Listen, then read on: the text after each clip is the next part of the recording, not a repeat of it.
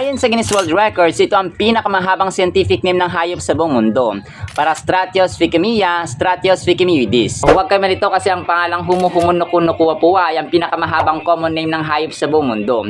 Ang Parastratios ficamia, Stratios ficamioides ay ang pinakamahabang scientific name naman sa buong mundo. For example, itong manok, ang common name nito ay ang manok or chicken nga mga kasambres, pero ang scientific name naman ay Gallus domesticus. Another example, common name yardlong bean or sitaw.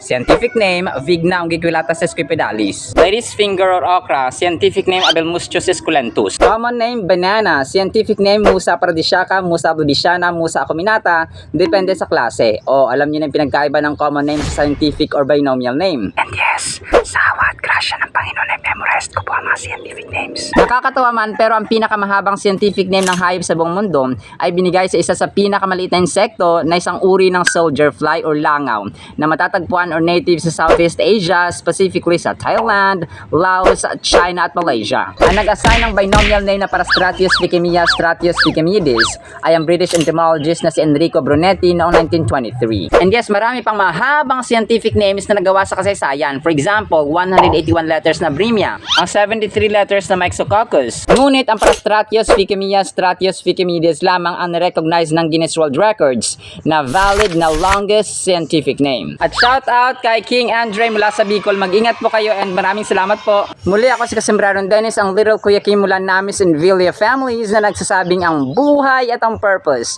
ay mahanap natin sa Diyos. Yan ang kalaman na dapat alam mo. Buti mo